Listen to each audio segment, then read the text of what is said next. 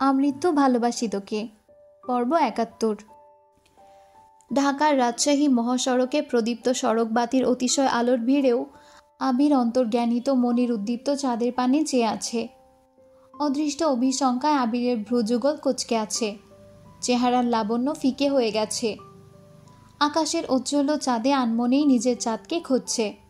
হৃদয়ের মণিকোঠায় সঙ্গোপনে আওতায় রাখা প্রিয়তমাকে মনের কথা জানিয়ে এখন নিজেই কুণ্ঠিত হচ্ছে।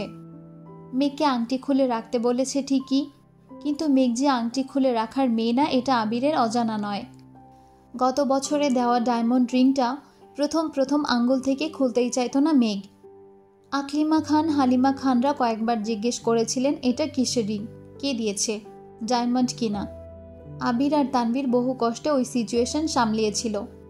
তখন অনেক কষ্টে মেঘকে বুঝিয়ে আংটি খুলিয়ে রাখতে সক্ষম হয়েছিল ঠিকই, তবে এবার আর সেই সামর্থ্য নেই। মেঘের মনে এখন আর কোনো দ্বিধা নেই, নেই কোনো আতঙ্ক।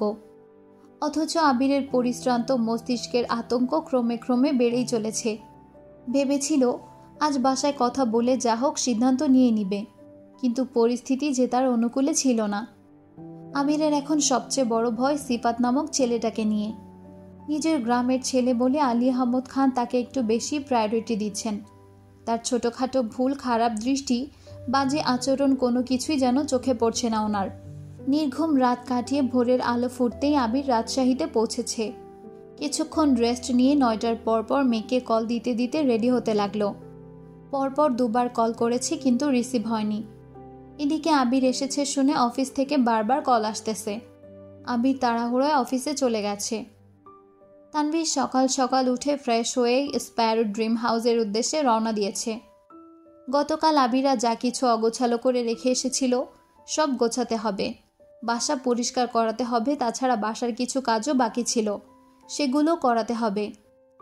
কাজ শেষ করতে কমপক্ষে ১২টা থেকে ১টা বেজে যাবে। এদিকে বন্যা ক্লাসে একা একা ঝিমাচ্ছে। মিষ্টি, সাদিয়া, মেঘ আজ কেউই ক্লাসে আসেনি, তাই খুব বোরিং লাগছে। মিনহাজদের সাথে কথা বলতেও ইচ্ছে করছে না। ক্লাস শেষে সবার আগে বের হয়ে কিছু দূর এগোতেই একটা ছেলেকে দেখল। পেছন থেকে দেখতে অবিকল তানভীরের মতো। বন্যা আনমনে হেসে এগিয়ে গেল সেদিকে। পরশুদিন রাতে প্রায় ৩ ঘন্টা পর্যন্ত তানভীরের সাথে কথা হয়েছিল বন্যার। পুরোটা সময় মেঘ আর আবিরকে নিয়েই কথা হয়েছিল। ওদের কথা শেষ করে তানভীর যেই বন্যাকে নিজের কথা বলতে যাবে, ততক্ষণে বন্যা অর্ধ ঘুমে তলিয়ে গেছে। তানভীর ২-১বার মৃদুস্বরে ডেকেছে। বন্যা ঘুমের ঘোরে শুধু হু হু করছিল। তারপর বন্যার আর কিছুই মনে নেই। গতকাল সারাদিন একবার তানভীরের সাথে কথা হয়েছিল, সেটাও মেঘের ব্যাপারে। মেঘকে সবকিছু বলে দিয়েছে কিনা সেটাই শুধু জিজ্ঞেস করেছিল। বন্যা হ্যাঁ বলায় তানভীর রাগী স্বরে বলেছিল, আমি শুধু তোমাকে জানিয়েছি, আর তুমি না বুঝে সেটা বনুকে বলে দিলে। সকালে উঠে একবার আমাকে জিজ্ঞেস করতে পারতে। সেই যে কল কেটেছিল, এখন অবধি তানভীরের কোনো কল বা মেসেজ আসেনি। বন্যা ভেতরে ভেতরে কষ্ট পেলেও সেটা প্রকাশ করতে পারছে না। তানভীরকে কল দেওয়ার সাহসও পাচ্ছে না। বন্যা ছেলেটার কাছাকাছি গিয়ে পেছন থেকে ডাকল, শুনছেন? ছেলেটা পেছন ঘুরতেই বন্যা রীতিমতো বিষম খেয়ে উঠেছে। ছেলেটা মলিন হেসে বলল, জি বলুন। বন্যা কাশতে কাশতে বলে উঠল, সরি ভাই, সরি, আমি অন্য কেউ ভেবেছিলাম।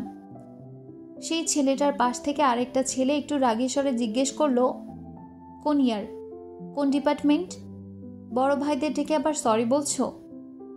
বন্যা ঠান্ডা কণ্ঠে বলল, বোটানি 2nd ইয়ার।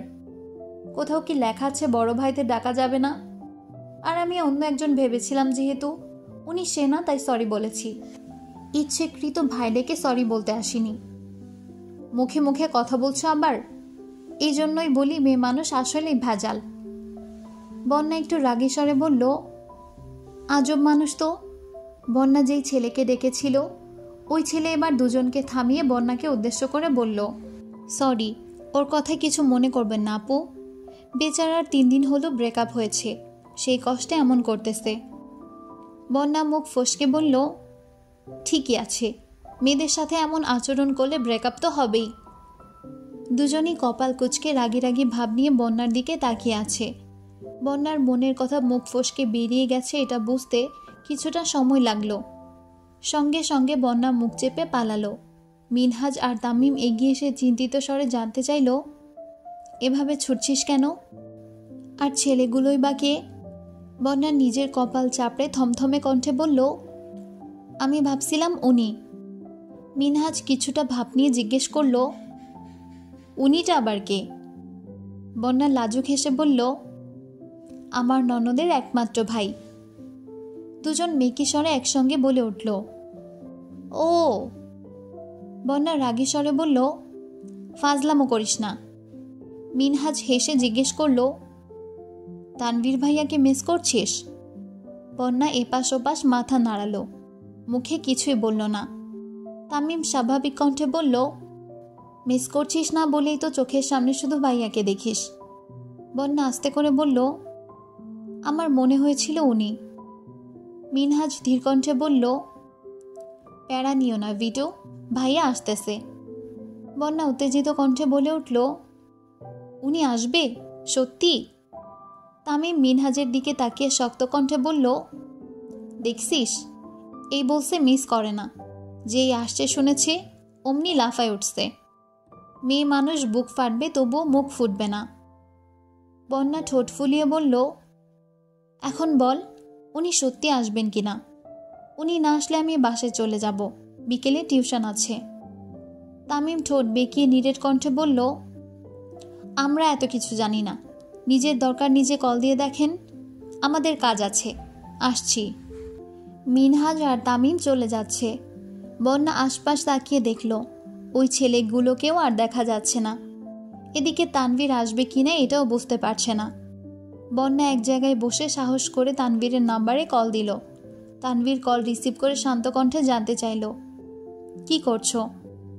বন্যা শীতল কণ্ঠে বলল, অপেক্ষা। তানভীর হেসে বলল, আর একটু অপেক্ষা করুন, রাস্তায় আছি। বন্যা নিঃশব্দে হেসে কল কেটে দিয়েছে। প্রায় 30 মিনিট হয়ে গেছে বন্যা অপেক্ষা করছে। বারবার ফোন বের করছে কিন্তু কল দিতে পারছে না। আকস্মিক আগে দেখা হওয়া দুটো ছেলের মধ্যে এক ছেলে হাতে জবা ফুল নিয়ে এসে বন্যার সামনে ধরল।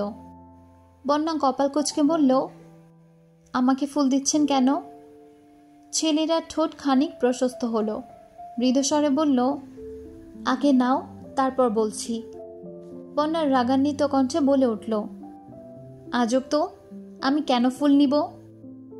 এর মধ্যে তানভীর এসে ওই ছেলের হাত থেকে ফুলটা নিয়ে হুঙ্কার দিয়ে উঠল, ওকে ফুল দেওয়ার সাহস কিভাবে হলো আপনার? ছেলেটা থতমত খেয়ে কিছুটা দূরে সরে দাঁড়ালো। বন্যা নিভু নিভু চোখে তানভীরকে দেখছে। তানভীরের রাগান্বিত চেহারার পানে তাকানো যাচ্ছে না। বন্যা বারবার পল্লব ঝাপটে ঘন ঘন শ্বাস ফেলছে। তানভীরের মতো দেখতে ছেলেটা কোথাও থেকে দৌড়ে এসে বলল, সরি ভাইয়া, কিছু মনে করবেন না প্লিজ। আসলে কিছুক্ষণ আগেই আপু আমার বন্ধুকে বদদোয়া দিয়েছিল। আপুর বদদোয়ার উল্টো ফল হয়ে গেছে, এই খুশিতে ও ফুল দিতে আসছে। তানভীর কণ্ঠস্বর দ্বিগুণ ভারী করে জানতে চাইল, কিসের বদদোয়া? ছেলেটা ধীর কণ্ঠে বলল, আপু বলছিল আমার আচরণের জন্য আমার ব্রেকআপ হবে। আপু কথাটা বলেছে এর 1 ঘন্টাও হয়নি, তার মধ্যে আমার গার্লফ্রেন্ড নিজে থেকে এসে আমার সঙ্গে কথা বলেছে। গত 3 দিনে যে মেয়ে আমার দিকে তাকিয়েও দেখেনি, সে আজ নিজেই চলে আসছে। সেই খুশিতে আপুকে ধন্যবাদ দিতে আসছি। ওই যে আমার গার্লফ্রেন্ড দাঁড়িয়ে আছে। তানভীর অর্ধেক নষ্ট হওয়া ফুলটা ছেলেটার হাতে দিয়ে কটমট করে বলল, ফুল দিতে মন চাইলে নিজের গার্লফ্রেন্ডকে দিন, অন্য কাউকে দিতে আসবেন না। তানভীর বন্যার হাতটা শক্ত করে ধরে গম্ভীর কণ্ঠে বলল, চলো। বন্যা অনিমেষ আখিতে একবার তানভীরকে দেখছে, আবার নিজের হাতের দিকে তাকাচ্ছে। বাইকের সামনে গিয়ে থেমে বন্যার হাত ছেড়ে গুরুতর কণ্ঠে বলল, ভার্সিটি থেকে এসব করতে আসো? মানুষকে ব্রেকআপ নিয়ে বদদোয়া দাও? না, উনি বাড়াবাড়ি করছিলেন তাই। তানভীর অগ্নির দৃষ্টিতে সেদিকে তাকিয়ে চেঁচিয়ে উঠল, কি করেছে তোমার সাথে? বন্যা তড়িৎ বেগে বলে উঠল, না না, ওরকম কিছু না। উনি মেয়েদের নিয়ে আজে বাজে কথা বলছিল, তাই রাগ উঠে গিয়েছিল। তানভীর তীক্ষ্ণ দৃষ্টিতে তাকিয়ে প্রশ্ন করল, তোমার রাগও হয়? বন্যা নিরুদ্বেগ ভাব নিয়ে বলল, না, আমার আবার কিসের রাগ? রাগ তো সব আপনাদের। আপনার বোনের রাগ দেখতে দেখতে এত বড় হয়েছি, তার মন মতো কিছু না হলেই ফোঁস করে ওঠে, ইদানিং আপনাদের দেখছি। তানভীর গলা খাকারি দিয়ে মোলায়েম কণ্ঠে বলল, তুমি যেমন ভাবছো আসলে তেমন না, আমি খুব ভদ্র ছেলে। কথাটা বলেই তানভীর মৃদু হাসল। বন্যা ভ্রু উঁচিয়ে ওষ্ঠ বেঁকিয়ে নিরেট কণ্ঠে বলল, ও আচ্ছা, তাই নাকি? আমি তো জানতামই না। বন্যার ভাবভঙ্গি দেখে তানভীর উদাসীন কণ্ঠে বলল, তুমি তো আমার সম্পর্কে কিছুই জানো না, আর জানতে চাও না। বন্যা বিপুল চোখে তাকিয়ে পরপর জিজ্ঞেস করল, মেঘ কোথায়? এই যে দেখছো, আমি বুঝাতে চাইছি তুমি বুঝছো ক। তানভীর অন্যদিকে তাকিয়ে গম্ভীর কণ্ঠে বলল, আমি শুধু শুধু এতটা পথ পেরিয়ে আসছি। বন্যা মুচকি হেসে বলল, আসলেই আপনি না আসলে কি সুন্দর জবা ফুলটা এখন আমার হাতে থাকতো। তানভীর কপাল কুঁচকে বাইকে বসে রাগান্বিত কণ্ঠে বলল, বসো। কেন? বসতে বলছি। বন্যা চুপচাপ উঠে বসল। তানভীরের কাঁধে হাত রাখতে গিয়েও লজ্জায় হাত রাখতে পারল না। তানভীর মিররে সেই দৃশ্য দেখে মুচকি হাসল। জনশূন্য একটা রোডে এসে বাইক থামালো। বন্যাকে দাঁড় করিয়ে তানভীর একটা গলিতে ঢুকল। 5 মিনিটের মধ্যে জবা গাছের ডাল সমেত অনেকগুলো লাল টকটকে জবা ফুল নিয়ে হাজির হলো। বন্যা বিপুল চোখে তাকিয়ে আছে, নিরুদ্বেগ সেই চাহনি। এই চোখের ভাষা বোঝার সাধ্যই কারণ নেই। এভাবে তাকানোতে বন্যার থুতুনিতেও ভাঁজ হয়ে আছে। তানভীর গভীর নেত্রে বন্যার দিকে তাকিয়ে বরাবরের মতো ভারী কণ্ঠে বলল, এই নাও তোমার জবা ফুল। বন্যার দৃষ্টি তখনও তানভীরের চোখের দিকে। বন্যা ভ্রু কুঁচকে বলল, আমি কি আপনার কাছে ফুল চেয়েছি? চাওনি, কিন্তু মানুষের থেকে নিতে পারোনি বলে আফসোস তো ঠিকই করছিলে। আমি তখন মজা করছিলাম। তানভীর মুখ ফুলিয়ে শ্বাস ছেড়ে তপ্ত স্বরে বলল, এমন মজা কখনো করো না, যেটা অপর মানুষের হৃদয়ে আঘাত করে। তানভীরের হঠাৎ পরিবর্তন দেখে বন্যা সূক্ষ্ম নেত্রে তাকিয়ে রইল। নিজেই হাত বাড়িয়ে ডালগুলো হাতে নিল। পরপর বাইকে বসে বরাবরের মতো সুপরিচিত জায়গায় এসে বসল। তানভীরের সাথে একা বের হলে তানভীর সবসময় এখানেই নিয়ে আসে। দুজন মুখোমুখি বসা, কারো মুখে কোনো শব্দ নেই। বন্যা শান্ত কণ্ঠে শোধালো, আপনি কি রেগে আছেন? না। বন্যা ঠাট্টা স্বরে বলল, মিথ্যা কথা বললে আপনাকে খুব সুন্দর লাগে। তানভীর ভ্রু কুঁচকে ছোট করে তাকিয়ে বলল, ও, তার মানে এমনিতে ভালো লাগে না? বন্যা ঢোক গিলে কথাটা কাটানোর জন্য উষ্ণ স্বরে জিজ্ঞেস করল, মেয়ে কোথায়, কি করে? ঘুমাচ্ছে বোধহয়। আমির ভাইয়া কোথায়? রাজশাহী। বন্যা আটকে উঠে জিজ্ঞেস করল, রাজশাহী কেন? অফিসে কিছু সমস্যা হয়েছে, তাই যেতে হয়েছে। একটা কথা জিজ্ঞেস করি? করো। আমির ভাইয়া মেয়েকে কবে বিয়ে করবেন? তানভীর উত্তর না দিয়ে চোখ নামিয়ে নিল। বন্যা পরপর আবার প্রশ্ন করল, কি হলো বলুন? তানভীর পকেট থেকে ফোন বের করে ধীর কণ্ঠে বলল, ভাইয়া কল দিচ্ছে, ওয়েট। তানভীর কল রিসিভ করে শান্ত কণ্ঠে বলল, হ্যাঁ ভাইয়া বলো। আবির শক্ত কণ্ঠে শুধালো, কোথায় আছিস? বন্যার সাথে দেখা করতে আসছিলাম। তোর বোন কোথায়? ভার্সিটিতে আসেনি? না। কি করে ও? সারাদিনে কতগুলো কল দিলাম, রিসিভ করার নাম নেই, নেটে পর্যন্ত আসছে না।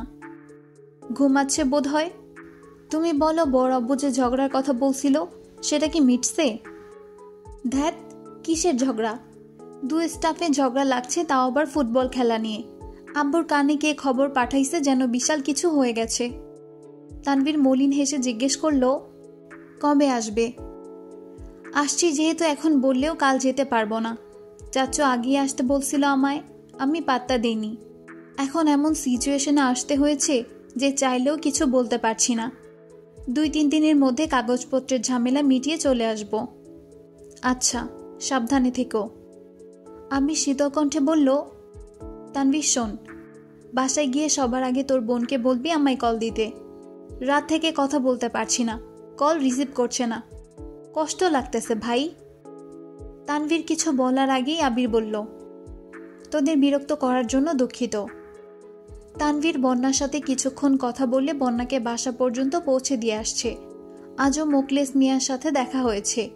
ইদানিং তানভীরকে গলিতে ঢুকতে দেখলেই উনি রাস্তায় দাঁড়িয়ে তানভীরের জন্য অপেক্ষা করেন। তানভীর আসলে রাস্তা আটকে তানভীরকে নামিয়ে নিয়ে গিয়ে চা খেতে খেতে গল্প করেন। প্রথম প্রথম তানভীরের বিরক্ত লাগলেও এখন ব্যাপারটা বেশ ভালো লাগে। আবির সারাদিন অফিস শেষ করে টুকিটাকি শপিং করে বাসায় ফিরতে প্রায় 10টা বেজে গেছে। এর মধ্যে মেঘকে অনেকবার কল দিয়েছে, কিন্তু মেঘ কল রিসিভ করছে না। তানভীরও বাহিরে। হালিমা খানকে কল দিয়ে কিছুক্ষণ কথা বলেছে। মেঘের কথা জিজ্ঞেস করায় উনি শান্ত গলায় বলেছেন, খেয়ে ঘুমিয়ে পড়েছে। কথাটা শোনা মাত্র আবিরের মন আরও বেশি খারাপ হয়ে গেছে। একটা মানুষ সারাদিন কিভাবে ঘুমাতে পারে? আবির ফ্রেশ হয়ে শুয়ে মেঘের ছবি দেখছে আর একটু পরপর কল দিচ্ছে। এমন করতে করতে একসময় আবিরও ঘুমিয়ে পড়েছে। গতকালের মতো আজও ঘুম ভাঙার পর মেঘের নাম্বারে কল দিল, কিন্তু কল রিসিভ হলো না। বাসায় কল দিয়েও আশানুরূপ উত্তর পায়নি। হালিমা খান বলেছেন জানেন না। মালিহা খান বলেছেন হয়তো ভার্সিটিতে গেছে। এদিকে তানভীরকে কল দিচ্ছে। তানভীর সকাল থেকেই ব্যস্ত। তানভীরের ফ্রেন্ডের আম্মু অসুস্থ, সেখানেই দৌড়াদৌড়ি করছে। আবির রাজশাহী এসেছে ঠিকই, কিন্তু তার মন পড়ে আছে খানবাড়িতে। মেঘের সাথে কথাও বলতে পারছে না। ও কি করছে, কেমন আছে কিছুই জানতে পারছে না দেখে আবিরের মনের অবস্থা খুব খারাপ হয়ে আছে। অফিসের কাজেও বিশেষ মনোযোগ দিতে পারছে না। টেবিলে কাগজপত্র ছড়িয়ে আনমনে ভাবছে, আমি এখানে আসায় মেঘ কি রেগে গেছে? এই জন্যই কি আমার কল রিসিভ করছে না? কিন্তু মেঘ তো এমন না, ও রাগ করলেও আমার কলটা তো রিসিভ করতো। বিকেলের দিকে অফিস থেকে বের হয়েই মেঘকে কল দিল। বরাবরের মতো এবারও রিসিভ হলো না। পরপর তানভীরকে কল দিল। তানভীর কল রিসিভ করতেই আবির ঠান্ডা কণ্ঠে শুধালো, কোথায় তুই? বাহিরে। কেন? বাসার কেউ কল রিসিভ করছে না। তোর বোনও রাগ করে বসে আছে। আব্বু পর্যন্ত রিসিভ করছেন না। আমি আর অপেক্ষা করতে পারতেছি না। আমি আব্বুকে ফোনেই সব বলে দিব। তুই বাসায় গিয়ে আব্বুকে ফোনটা দে। তানভীর রাশভারী কণ্ঠে বলল, বড় আব্বু এখন কথা বলার অবস্থায় নেই। কেন, কি হয়েছে? সিফাত ভাইয়া বাসায় আসছেন। হোয়াট? ওয়াই? আমি জানি না। আবির রাগে বলল, আব্বু গিয়ে নিয়ে আসছে? না না, বড় আব্বু কিছু জানেন না, হুট করেই চলে আসছে। এখন আর কি, রান্না করা হচ্ছে, খাইয়ে বিদায় দিতে হবে বোধ হয়। আবির কণ্ঠ 3 গুণ ভারী করে বলল, সিফাত বাসায় আসছে অথচ আমায় কেউ কিচ্ছু জানায়নি। তুই বা বাহিরে কি করছিস? মেঘ কোথায়? আমি বনুকে নিয়ে বের হইছি। বের হইছিস মানে? কোথায় বের হইছিস? আর ফোনটা ওকে দে। বনু আমার পাশে নেই, ও পার্লারে গেছে, আর আমি একটা কাজে একটু দূরে চলে আসছি। বাসার পরিস্থিতি কি? আর হঠাৎ ওকে নিয়ে বের হতে হলো কেন? সব ঠিক আছে তো?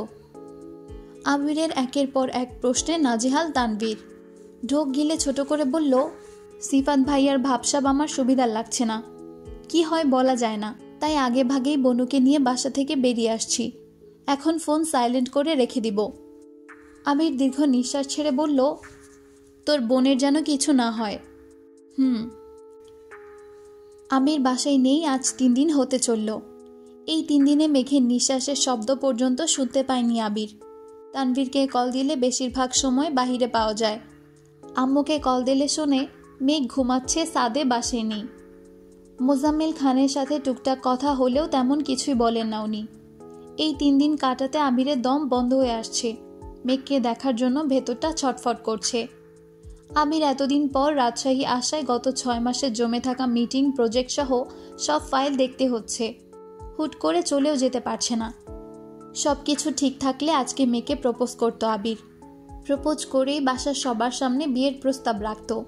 কিন্তু এগুলোর কিছুই হলো না। মেয়েকে ছোটোখাটোভাবে প্রপোজ করতে পারলেও বাসায় এখনও কিছুই বলতে পারেনি। এদিকে মেঘেরও কোনো খোঁজ পাচ্ছে না। সারাদিন কল দিতে দিতে আবির ক্লান্ত হয়ে যাচ্ছে। গতকাল রাত থেকে তানভীরের সাথেও কথা হয়নি আবিরের। তানভীরের প্রচণ্ড মাথা ব্যথা। ঔষধ খেয়ে সেই যে রাতে ঘুমিয়েছিল, এখনও ওঠেনি। সিফাত কেন আসছিল, কি বলেছে, এগুলো জানতে আম্মু, মামুনি, আব্বু, চাচু সবাইকে কল দিচ্ছে আবির, অথচ কেউ কিছু বলছে না। মালিহা খান বলেছেন উনি কিছু শোনেননি। আলী আহমদ খানকে জিজ্ঞাসা করায় উনি বরাবরের মতো বেশ কিছুটা সময় নিয়ে সিফাতের প্রশংসা করেছেন। বাসার এলোমেলো অবস্থা দেখে আবির ফুপ্পিকে পর্যন্ত কল দিয়েছে, কিন্তু উনিও বিশেষ কিছু সমাধান দিতে পারলেন না। কারণ সিফাত নামক ছেলের ব্যাপারে আলী আহমদ খানকে কিছু বললেই উনি রেগে যান। আবির অফিস থেকে সন্ধ্যার পরপর রুমে আসছে। সকালে মেঘ কল ধরছিল না দেখে রাগে রুম তছনছ করে রেখে গিয়েছিল, সেসবই এখন গোছাতে হচ্ছে। দিশা বিশা না পেয়ে কল দিল রাকিবকে। রাকিব কল রিসিভ করে শান্ত কণ্ঠে বলল, ঢাকা চলে আসছিস? না, ভাবছিলাম বিকালে চলে যাব, তার মধ্যে 3-4টা পুরনো ফাইল বের করে দিয়েছে। এখন এগুলো না দেখে চলে গেলে আব্বু আবার রেগে যাবেন। আসার সময় এমনিতেই সরি টরি বলে আসছি, তাই ওনাকে রাগানোর মতো কাজ আর করতে যাব না। ও আচ্ছা। রাকিব শোন। হ্যাঁ বল। আমাদের বাসায় যাবি একটু? বাসার কি অবস্থা কিছুই বুঝতে পারছি না, কারোর সঙ্গে পর্যন্ত কথা বলতে পারছি না। তুই যাবি একটু?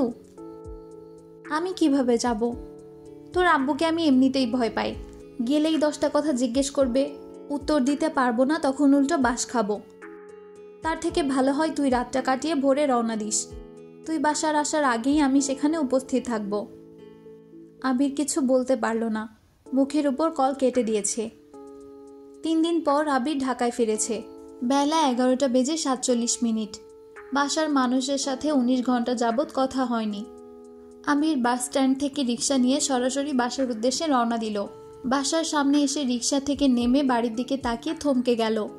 পুরো বাড়ি আলোকসজ্জায় সজ্জিত। 4-5টা ছেলে খুব তাড়াহুড়োতে সেই সাজানো আলোকসজ্জা খুলতে ব্যস্ত। মাটিতে জিনিসপত্রের নাজেহাল অবস্থা। আবির গেটের সামনে আসতেই দারোয়ান আঙ্কেল মলিন হেসে জিজ্ঞেস করলেন, বাবা ভালো আছো? আবির কোনো রকমে ভালো বলেই ভেতরে চলে গেল।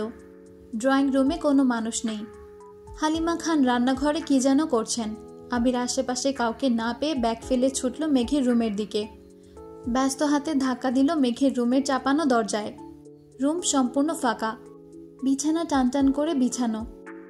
এত গোছানো মেঘের রুম কখনো দেখেনি আবির। আবির একে একে সবগুলো রুম দেখতে লাগলো। তানভীর, মিম কেউ নেই। ছাদ পর্যন্ত ছুটে গেল আবির। কোথাও কারো অস্তিত্ব নেই। আবিরের নিঃশ্বাস এলোমেলো, চোখ জ্বলছে, ঠোঁট কাঁপছে। আবারও দৌড়ে নিচে আসলো। ততক্ষণে আলী আহমদ খান আর মোজাম্মেল খান সোফায় এসে বসেছেন। আলী আহমদ খান আবিরকে আর চোখে দেখে স্বাভাবিক কণ্ঠে বললেন, কখন আসছো? আবির কণ্ঠ দ্বিগুণ ভারী করে উদ্বিগ্ন কণ্ঠে জিজ্ঞেস করলো, মেঘ কোথায়? আলী আহমদ খান কপাল কুঁচকে ভারী কণ্ঠে বললেন, তুমি কি আমার কথা বোঝোনি? আমি তোমাকে জিজ্ঞেস করেছি তুমি কখন আসছো। আবিরের শরীর ঘামছে। সারা বাড়ি ছুটে এসে এখন স্থির হতে পারছে না। ঘন ঘন শ্বাস ছেড়ে পূর্বের তুলনায় আরো ভারী কণ্ঠে জিজ্ঞেস করলো, আমি জিজ্ঞেস করছি মেঘ কোথায়? ও যেখানে থাকার সেখানেই আছে। মানে কোথায় ও? মোজাম্মেল খান এবার মৃদুস্বরে বললেন, শ্বশুর বাড়িতে। কথাটা কর্ণকুহরে প্রবেশ করা মাত্রই আবিরের মাথা চক্কর দিয়ে উঠেছে। মনে হচ্ছে মাথায় পুরো আকাশ ভেঙে পড়েছে। চোখে আবির অন্ধকার দেখছে। আবির রাগান্বিত কণ্ঠে চেঁচিয়ে উঠল, আপনারা কি ফাজলামি করছেন আমার সাথে? মোজাম্মেল খান তপ্তস্বরে বললেন, গলা নামিয়ে কথা বলো। তোমার সাথে কি আমাদের ফাজলামো করার সম্পর্ক? আবিরের কানে কিছুই ঢুকছে না। অনবরত মাথা ঘুরছে আবিরের। রাগে গজগজ করতে করতে বলল, মেঘের বিয়ে হতে পারে না। আমার মেঘ কোথায়? মোজাম্মেল খান ধীরকণ্ঠে বললেন, কেন হতে পারে না?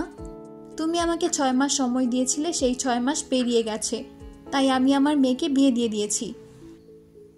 আবিরের 2 চোখ টকটকে লাল হয়ে আছে। কান দিয়ে গরম বাতাস বের হচ্ছে। পরনের শার্ট ভিজে একাকার অবস্থা। আবির 2 হাতে চোখ মুখ মুছে গুরুতর কণ্ঠে শুধালো, তানভীর কোথায়? মোজাম্মেল খান ঠান্ডা কণ্ঠে বললেন, মেঘের সঙ্গে গেছে। আবির দুর্বোধ্য দৃষ্টিতে আলী আহমদ খান ও মোজাম্মেল খানকে দেখছে। ওনাদের স্বাভাবিক মুখভঙ্গি দেখে আবিরের কৃষ্ণ লাল চোখে 2টা আগ্নেয়গিরির লাভার ন্যায় রক্তাভ বর্ণ ধারণ করেছে। বুকের বাম পাশে বক্ষপিঞ্জরে আবদ্ধ প্রায় 300 গ্রামের হৃৎপিণ্ডটা দুমড়ে মুচড়ে ভেঙে চুরমার হয়ে যাচ্ছে। আচমকা দুঃস্বপ্নগুলো মস্তিষ্কে হুমড়ি খেয়ে পড়ছে। এলো পাতাড়ি ছুটছে ভয়ঙ্কর সব নিষিদ্ধ চিন্তা। চোখের সামনে বারবার মেঘের আদুরে আদলখানা ভাসতেছে। 19 ঘন্টা ধরে ঠিকমতো খাওয়া নেই আবিরের। বাসার কারোর সাথে কোনো যোগাযোগও ছিল না। তানভীরকে শখানে কল দিয়েছি, কিন্তু রিসিভ হয়নি একটাও কল। বাসার এই শ্বাসরুদ্ধকর পরিস্থিতি দেখে প্রচণ্ড মানসিক যন্ত্রণায় ভুগছে। আবির দুহাতে মাথা চেপে অগ্নিঝরা কণ্ঠে চিৎকার করল, আমি কিচ্ছু বিশ্বাস করি না, সত্যি করে বলুন মেঘ কোথায়? মোজাম্মেল খান রাগী স্বরে বললেন, এক কথা তোমাকে কতবার বলতে হবে? হালিমা খান ডাইনিং টেবিলের সামনে মাথা নিচু করে দাঁড়িয়ে আছেন। বাড়িতে আর একটা মানুষও নেই। বাহিরে ডেকোরেশনের লোকজনের হাউকাও শোনা যাচ্ছে। আমি ঠিকমতো নিঃশ্বাস নিতে পারছে না। আশেপাশে তাকিয়ে জোরে শ্বাস টেনে শক্ত কণ্ঠে বলল, যতক্ষণ না আপনারা সত্যি বলছেন ততক্ষণ আমি এক কথাই জিজ্ঞেস করব। সত্যি এটাই, আমার মেয়ের বিয়ে হয়ে গেছে আর আমার মেয়ে সুখে আছে। আমিরের হৃদস্পন্দন থেমে গেছে। পরপর অপ্রতিভ কণ্ঠে বলে উঠল, কোন সুখের কথা বলছেন আপনি? ওর জীবনে সব সুখ জড়িয়ে আছে আমার সাথে। মেঘ শুধু আমার, ওকে আমার থেকে কেউ আলাদা করতে পারবে না। আপনারা যে মিথ্যা নাটকটা সাজিয়েছেন, সেই নাটকের মঞ্চ ভেঙে আমি আমার মেঘকে ঠিক আমার করে নিব। মোজাম্মেল খান আর কিছু বললেন না। উনি সোফায় হেলান দিয়ে বসে আছেন। আলী আহমদ খান গুরুভার কণ্ঠে বললেন, কী সব আবল তাবল কথা বলছো? তোমার মাথা কি নষ্ট হয়ে গেছে? আবির ভেজা কণ্ঠে বলে উঠল, হ্যাঁ, আমার মাথা নষ্ট হয়ে গেছে। আপনাদের এই তালবাহানা আমি আর নিতে পারছি না। আব্বু চাচ্চু, আমি আপনাদের দুজনকেই বলছি, আমি মেঘকে ভালোবাসি, খুব বেশি ভালোবাসি। আমার জীবনের সবটুকু জুড়ে শুধু মেঘের অবস্থান। ওকে ছাড়া আমি আমার পৃথিবী কল্পনাও করতে পারবো না। আপনাদের কাছে আমার একটাই রিকোয়েস্ট, প্লিজ মেঘকে আমায় দিয়ে দেন। আমি ওকে রানী বানিয়ে রাখবো। ওর গায়ে কোনোদিন কোনো আঁচড়ও পড়তে দিব না, প্লিজ। আলী আহমদ খান কপাল গুটিয়ে ঠান্ডা কণ্ঠে বললেন, তুমি মেঘমামনিকে ভালোবাসো এটা কোনোদিন বলেছ আমাদের? এখন এসব বলে কোনো লাভ নেই। তুমি তোমার জীবনে ফোকাস করো। মেঘমামনি তার জীবন নিয়ে খুব ভালো আছে। প্রায় 5-7 মিনিট আবির আর আলী আহমদ খানের কথোপকথন চলল। আবিরের রাগ নিয়ন্ত্রণের বাহিরে, তবুও বারবার নিজেকে সান্ত্বনা দিচ্ছে, মনকে বোঝাচ্ছে মেঘের কিছুই হয়নি, সব ঠিক আছে। মেঘের বিয়ে হতেই পারে না। তানভীর সবকিছু সামলে নিয়েছে। আবির শান্ত থাকলেও আলী আহমদ খান বেশ ক্ষুব্ধ। মোজাম্মেল খান ফোন হাতে নিয়ে নিশ্চুপ বসে আছেন। আলী আহমদ খান একাই আবিরের সাথে কথা কাটাকাটি করছেন। বাবা ছেলের মাঝে মালিয়া খানও কিছু বলতে পারছেন না। আবির এক পর্যায়ে হালিমা খানের কাছে ছুটে গেল। শীতল চোখে হালিমা খানের দিকে তাকিয়ে হিমশীতল কণ্ঠে জিজ্ঞেস করল, মামনি, তুমি তো জানো মেঘ কোথায়, প্লিজ বলো। বিশ্বাস করো, আমি তোমার মেয়েকে ছাড়া বাঁচতে পারবো না। আবিরের চোখে পানি জমে আছে। হালিমা খান আবিরের কবজিতে হাত রেখে শীতল চোখে তাকালেন। কিছু বলার আগেই আলী আহমদ খান হুঙ্কার দিয়ে উঠলেন, তুমি কি আমাদের মরার ভয় দেখাচ্ছ? এক মেয়ের জন্য তুমি মরে যাবে? আমির রাগান্বিত কণ্ঠে চেঁচালো, আব্বু, মেঘ এক মেয়ে না, ও আমার জীবনে আসা একমাত্র মেয়ে, যার জন্য আমি যা খুশি করতে পারি। আজ আমি যে অবস্থানে আছি সবটাই তার জন্য। গত 9টা বছর বুকের ওপর পাথর রেখে নিজের আবেগকে চেপে রেখে নিজেকে প্রতিষ্ঠিত করেছি শুধুমাত্র আপনাদের চোখে নিজেকে যোগ্য প্রমাণ করার জন্য, আর সেই যোগ্যতা দিয়ে মেঘকে আমার করে নেওয়ার জন্য। আলী আহমদ খান গম্ভীর কণ্ঠে বললেন, এখন এগুলো বললে আর কি হবে? তার থেকে বরং ফ্রেশ হয়ে খাওয়া দাওয়া করো। তোমার এই অবস্থা চোখে দেখা যাচ্ছে না। আবির দীর্ঘ নিঃশ্বাস ফেলে শরীরের সবটুকু শক্তি দিয়ে চিৎকার করল, আমি অন্য কিছু শুনতে চাচ্ছি না, শুধু বলুন আমার মেঘ কোথায়? আলী আহমদ খান রাশভারী কণ্ঠে বললেন, মেঘ এখন আর তোমার নেই। কথাটা কানে ঢোকা মাত্র আবির ডান হাতের কবজি দিয়ে টেবিলের ওপর থাকা কাচের জগ শক্ত করে ধাক্কা মেরে মাত্রাতিরিক্ত রাগে চিৎকার করল, মেঘ আমার মানে আমারই, আমৃত্যু মেঘ আমারই থাকবে। আবিরের শক্ত হাতের ধাক্কায় পানি ভর্তি কাচের জগ সাথে থাকা দুটো গ্লাস ফ্লোরে পড়ে ভেঙে চূর্ণ বিচূর্ণ হয়ে গেছে। আলী আহমদ খান ঠান্ডা কণ্ঠে হুমকি দিলেন, জিনিসপত্র ভাঙচুর করছো কেন? তুমি কি? আবিরের অগ্নিঝরা দুচোখ দেখে থেমে গেলেন স্বয়ং আলী আহমদ খান। আবিরের হৃদয় ভেঙে চুরে তছনছ হয়ে যাচ্ছে। প্রথম দিকে বিষয়টা সেভাবে গুরুত্ব দেয়নি আবির, কিন্তু আব্বুর অনবরত অসন্তোষজনক কথায় আবির আর টিকতে পারছে না। গলা শুকিয়ে গাঢ় হয়ে গেছে। গতকাল থেকে খাওয়া নেই, শরীরে তেমন জোরও পাচ্ছে না, ঠিকমতো কথাও বলতে পারছে না। আবার আলী আহমদ খান আর মোজাম্মেল খানের দিকে স্তব্ধ চোখে তাকিয়ে আছে। মোজাম্মেল খান এখন নির্বাক, যেন এখানে কিছুই ঘটেনি বা ঘটছে না। উনি গভীর মনোযোগ দিয়ে ফোন দেখছেন। আলী আহমদ খান কপালে ভাঁজ ফেলে আবিরকে দেখছেন। আবির কিছু বলতে গিয়েও থেমে গেল। আকস্মিক এলোপাতাড়ি ছুটল নিজের রুমের দিকে। 1 মিনিটের মধ্যে পুনরায় নিচে নামল। দুহাত পেছনে রেখে মেরুদণ্ড সোজা করে দাঁড়িয়ে গুরুভার কণ্ঠে বলল, আমি শেষবারের মতো জিজ্ঞেস করছি, মেঘ কোথায় বলুন, নয়তো।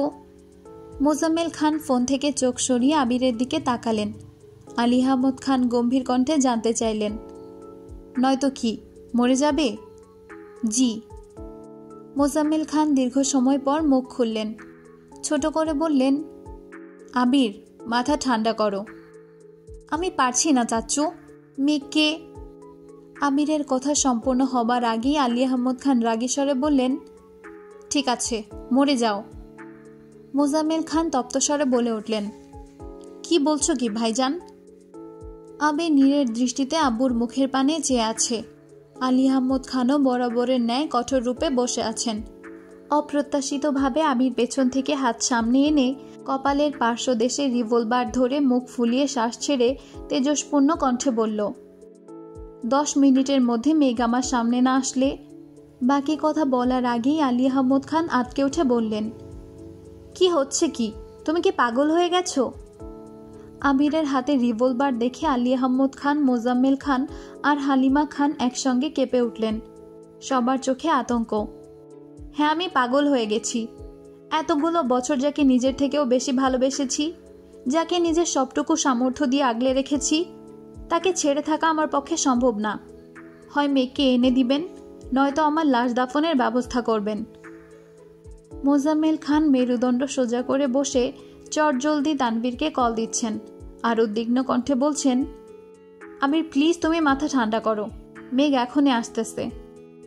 আলী আহমদ খান আবিরের কাছে যেতে নিলে আবির দুপা পিছিয়ে তপ্ত স্বরে বললেন, আমাকে আটকানোর চেষ্টা করবেন না প্লিজ। মোজাম্মেল খান আলী আহমদ খানকে টেনে সোফায় বসিয়ে অত্যন্ত নমনীয় কণ্ঠে বললেন, আবির, আমি জানি তুমি এত দুর্বল মানসিকতার ছেলে না। ভাইজানের মতো তুমিও খুব বিচক্ষণ, তাই বোকার মতো এমন কোনো কাজ করো না যেটা তোমার সাথে এই পরিবারের সব সুখ শান্তি নষ্ট করে দেয়।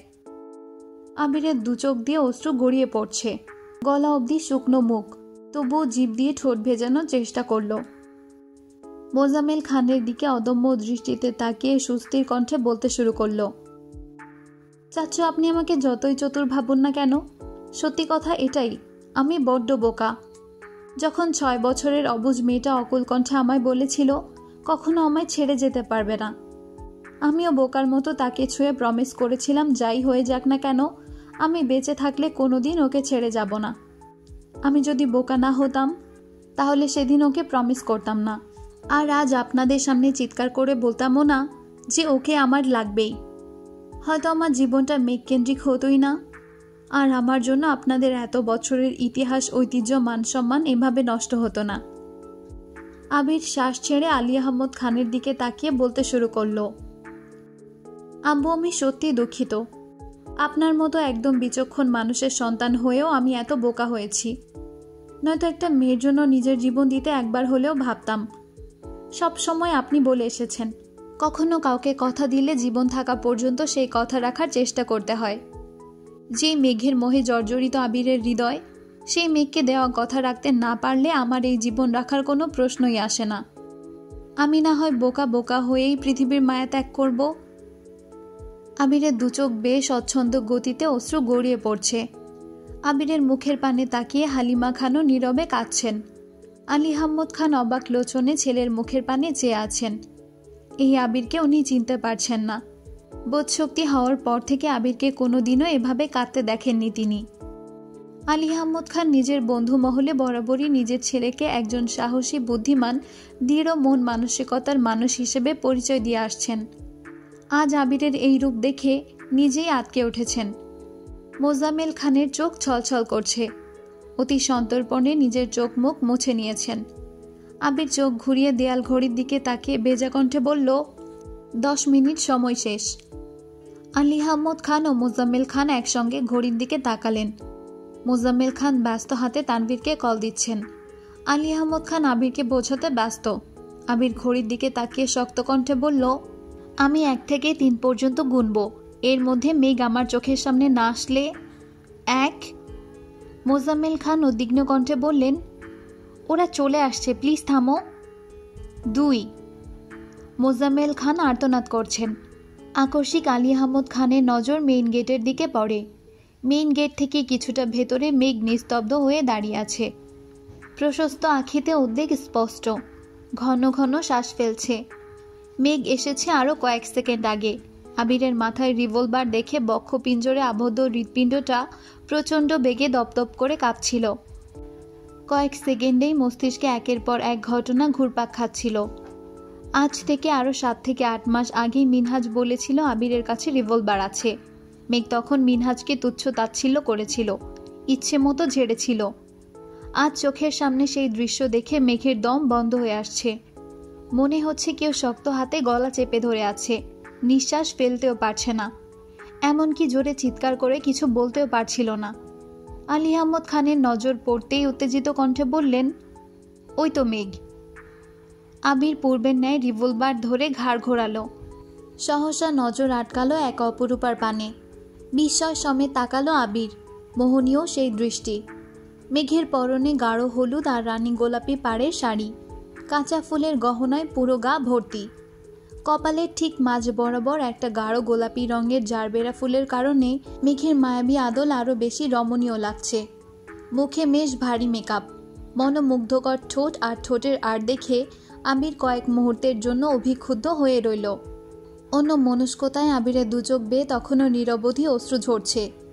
অলক্ষিতভাবে হাত থেকে রিভলভার পড়তেই আবির আত্মজ্ঞানে ফিরল।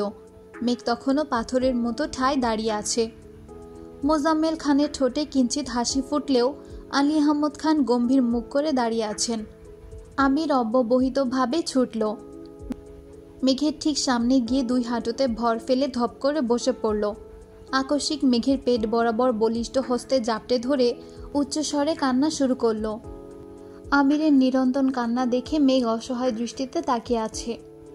পরপর আব্বু, বড় আব্বু আর ঘাড় ঘুরিয়ে আমর পানে তাকালো। সকলেই নির্বাক চোখে তাকিয়ে আবিরের কান্নার গভীরতা বোঝার চেষ্টা করছেন। মেঘের ভেতরে চলমান তোলপাড় সামলে নিজেকে শান্ত করে চোখ নামিয়ে আবিরের পানে তাকিয়ে মোলায়েম হাতে আবিরের মাথা জড়িয়ে ধরল। মেঘের আদুরে স্পর্শে আবির যেন কিছুটা স্বস্তি পেল। নিজের সর্বশক্তি দিয়ে মেঘকে আরও শক্ত করে জড়িয়ে ধরল। আবিরের কান্নার শব্দে মেঘের বুকের ভেতর ভয়ঙ্কর কম্পন শুরু হয়ে গেছে। মেঘ বুক ফুলিয়ে শ্বাস ছেড়ে আকুল কণ্ঠে বলল, আপনি কাঁদবেন না প্লিজ। আবিরের কান্না থামার নামই নিচ্ছে না। গত 3 থেকে 4 দিনে বুকের ভেতর যে ঝড় চলছিল, সেই ঝড়ের সমাপ্তি ঘটেছে আজ। কাদম্বিনীকে দেখার প্রবল আকাঙ্ক্ষা, কণ্ঠ শোনার প্রখরতা, ছুঁয়ে দেখার উমেদ আবিরের অস্তিত্বকে উদ্ধাত করে তুলেছিল। তার উপর বাসার অবস্থা দেখে সারা জীবনের জন্য ইহজগতের সমস্ত মায়া ত্যাগ করতে বসেছিল। মেঘ বারবার ঢোক গিলছে। বুক খুঁড়ে কান্না বেরিয়ে আসার উপক্রম হলো। আকস্মিক তানভীর বাহির থেকে এসে মেঘের কাঁধে হাত রেখে উষ্ণ স্বরে বলল, চোখ বেয়ে যদি 1 ফোঁটা পানি পড়ে আর কিঞ্চিত মেকআপও নষ্ট হয়, তাহলে তোর খবরই আছে। 2 ঘন্টা রাস্তায় বসে থেকে তোকে সাজিয়ে নিয়ে আসছি। আমি কিন্তু আর পার্লারে যেতে পারবো না। মেঘ তানভীরের মুখের পানে চেয়ে মৃদু হাসার চেষ্টা করলো। তানভীর সামনে গিয়ে যে ফ্লোর থেকে রিভলভার ওঠাতে যাবে, অমনি আলী আহমদ খান হুঙ্কার দিয়ে উঠলেন, এটা আমায় দাও। এইটুকু ছেলের হাতে এসব থাকতে হয় না। আজ থেকে এটা আমার কাছেই থাকবে। তানভীর রিভলভার উঠিয়ে আবিরকে এক পলক দেখে নিল। তার অবস্থা দেখে মনে হচ্ছে সে ইহজগতে নেই। বড় আব্বুর কথা মতো তানভীর রিভলভার বড় আব্বুর হাতে দিয়ে দিল।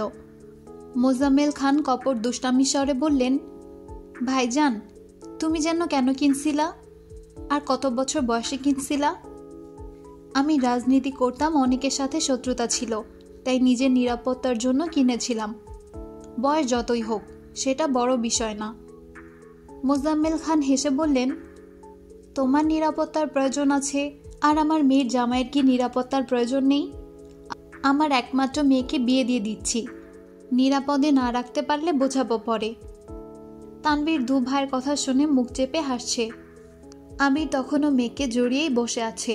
মোজাম্মেল খানের কণ্ঠে আমার জামাই শব্দটা কানে বাজতেই আবিরের কান্না কমে এসেছে। আলী আহমদ খান চাপা স্বরে বললেন, আজই আমার ছেলেকে নিজের জামাই বলতে শুরু করে দিয়েছিস? মোজাম্মেল খান সশব্দে হেসে বললেন, আমার আরও আগে থেকেই জামাই ডাকা উচিত ছিল, শুধুমাত্র তোমার মন খারাপ হবে ভেবে এতদিন ডাকিনি। চ্যালেঞ্জে তো সেই কবেই জিতে গেছি আমি। আলী আহমদ খান গুরুগম্ভীর কণ্ঠে বললেন, চ্যালেঞ্জে জিতেছিস বলেই তো এতদিন চুপচাপ খোঁচা দিয়েছিস, আর আমি চুপচাপ সহ্য করেছি। কিন্তু তোকে আমি আগেই বলেছিলাম, চ্যালেঞ্জে তুই জিতলেও আমি হার মানব না। দেখলি তো, আমি হার মানিনি আর মানবও না। আর একটা কথা, খুশি হয়েছিস হ, তাতে আমার কোনো আপত্তি নেই, কিন্তু আমাকে আর খোঁচাতে আসিস না। দোয়া কর যেন তোর জিত হারে পরিণত না হয়। আলী আহমদ খান পুনরায় গিয়ে সোফায় বসলেন। মোজাম্মেল খান পেছন পেছন যেতে যেতে শুধালেন, তুমি কি বলতেছো ভাইজান, বুঝিয়ে বলো। তানভীর কিছু বলতে যাবে তখনই মিম, আদি, আইরিন, আরিফ, জান্নাত, আসিফদের হইচই শুনতে পেল। আকলিমা খান, মাহমুদা খান, ইকবাল খান একসঙ্গে বাসায় ঢুকেন। ইকবাল খান প্রথমে ঢুকে আবির মেঘকে দেখেই গলা খাকারি দিয়ে বললেন, আবির, আশেপাশে ছোট ভাই বোনেরা আছে। মিমদের হই হুল্লোড়ের শব্দ কানে ঢুকতেই আবির মেঘকে ছেড়ে সোজা হয়ে দাঁড়ালো। জান্নাত, আসিফ, আরিফ মিটিমিটি হাসছে। তারাও যে দেখেছে চোখে মুখের ইশারায় সেটাই বোঝাচ্ছে। ওদের সবার হাতে বেশ কয়েকটা করে শপিং ব্যাগ। মালিহা খান সবার পেছনে ছিলেন। উনি ভেতরে এসে আবিরের চোখে পানি দেখে এগিয়ে গেলেন। ছেলের চোখ মুছতে মুছতে ঠান্ডা কণ্ঠে বললেন, কাঁদছিস কেন? আলী আহমদ খান সবাইকে এক পলক দেখে মালিহা খানকে উদ্দেশ্য করে বললেন, তোমরা এত দেরি করে আসলে কেন? আর কিছুক্ষণ আগে আসলেই ছেলের করুণ পরিণতি দেখতে পারতে, তখন তুমিও ছেলের মতো বসে বসে কান্না করতে। আবির শীতল কণ্ঠে বলল, আম্মু, তুমিও কি জানতে? জানতাম, তবে এত কিছু জানতাম না। গতকাল সন্ধ্যার পর তোর আব্বু সবাইকে ডেকে হুট করে তোর আর মেঘের বিয়ের কথা বলে বসলেন। কারো কোনো আপত্তি আছে কিনা জিজ্ঞেস করলেন, যেখানে তোর আব্বু নিজে থেকে এই সিদ্ধান্ত নিয়েছেন আর ঘরের মেয়ে ঘরে থাকবে। এতে আমাদের তো খুশি হওয়ার কথা। তারপরও আমার তোকে নিয়ে একটু ভয় ছিল, তুই রাজি হবি কি না। তখন তোর আব্বু বলল তোর মতামত জেনেই উনি সিদ্ধান্ত নিয়েছেন, তাই আমিও রাজি হয়ে যাই। তোর আব্বু সবাইকে শর্ত দেন, যেন তুই আসার আগ পর্যন্ত বাসার কেউ কোনোভাবে তোকে কিছু না জানায়। তুই তো জানিস ওনার কথা অমান্য করা আমার পক্ষে সম্ভব না, তাই তোকে কিছু জানাতে পারিনি। মালিয়া খান শ্বাস ছেড়ে নিজেকে ধাতস্থ করে আবিরকে আবারও জিজ্ঞেস করলেন, তুই মেঘকে বিয়ে করতে রাজি তো, নাকি অন্য কাউকে পছন্দ করিস? আবির শীতল চোখে মালিহা খানের মুখের পানে তাকিয়ে রইল। মালিহা খান যে এসবের কিছুই জানেন না এটা বুঝতে সময় লাগলো না। আবির কিছু বলার আগেই আলী আহমদ খান পকেট থেকে একটা ফোন বের করে টেবিলের ওপর রাখতে রাখতে মেকি স্বরে বললেন, যে ছেলে 5146 মিনিটে 5738 বার কাউকে কল দিতে পারে, তাকে তুমি জিজ্ঞেস করছো সে বিয়ে করতে রাজি কিনা? কি সুন্দর দৃশ্য। মালিহা খান কপাল গোটালেন। মোজাম্মেল খানও আশ্চর্য নয়নে তাকালেন।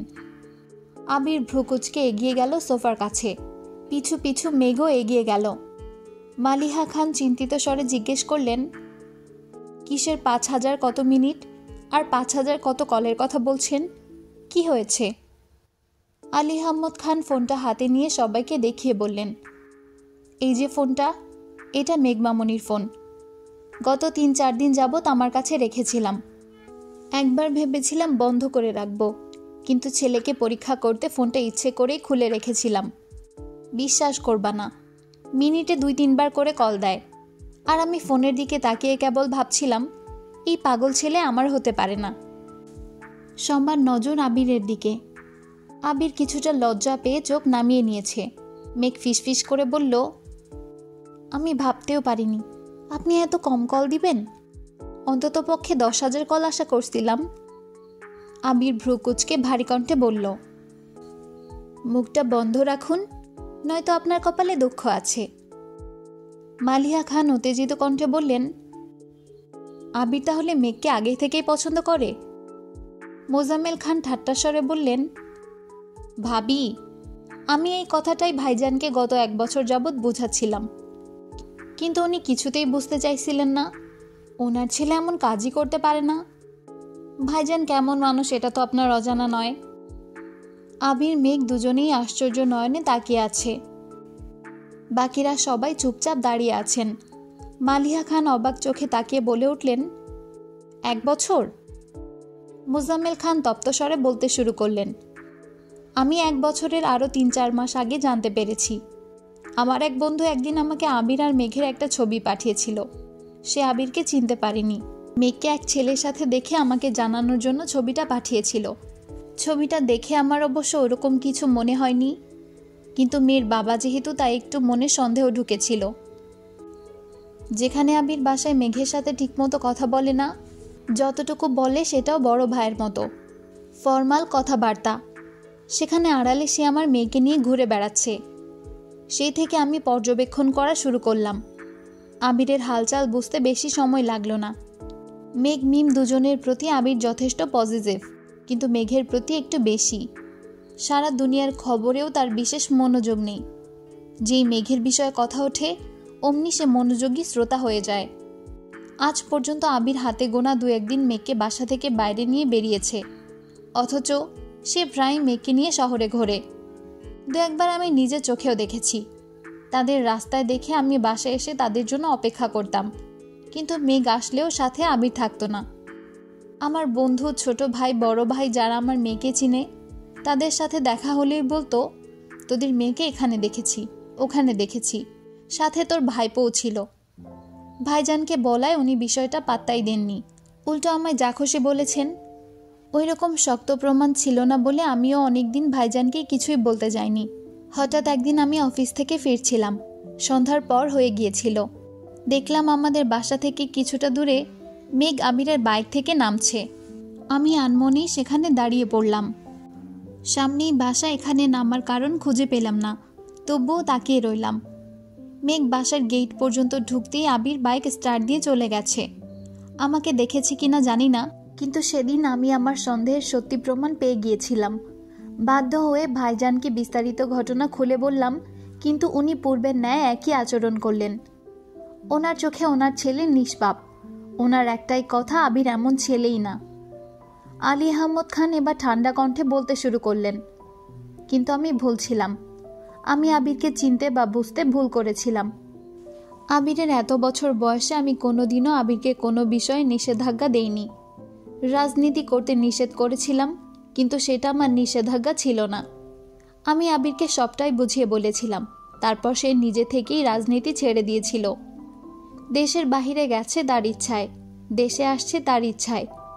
বাইক কেনা, বিজনেস স্টার্ট করা, ব্যাংক থেকে টাকা তোলা, এছাড়াও বাকি যা কিছু করেছে, তার কোনো কিছুতেই আমি আবিরকে নিষেধাজ্ঞা দেইনি। আমি শুধু কারণ জানতে চেয়েছি। কোনো কিছু করতে বারণ করলেও কেন বারণ করি সবসময় সেটা বোঝাতে চাইতাম। হঠাৎ কোনো কারণে রাগ দেখালেও অফিসে বসে চা খেতে খেতে ছেলেকে ঠান্ডা মাথায় সবসময় বুঝিয়ে বলতাম, এগুলো তোমরা জানো না, জানো না। ছেলেদের বয়স 20 থেকে 25 বছর বা তার উপরেই গেলে বাবা ছেলের সম্পর্কে বিশাল ফাটল ধরে যায়।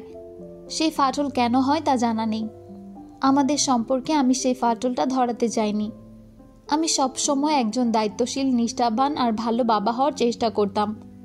আমি নিজের নীতি নৈতিকতায় যতই কঠোর থাকি না কেন, আবিরের জন্য সবসময় নিজের বেস্টটাই করেছি। আমার ছেলে আমাকে তার বন্ধু ভাববে, তার মনের কথা বলবে, কাউকে ভালো লাগার কথা আমাকে জানাবে। আমি কি সেটা আশা করতে পারি না? আমিরের যখন যা প্রয়োজন ছিল সে নির্দ্বিধায় চেয়েছে, তাহলে মেঘকে কেন চাইতে পারল না?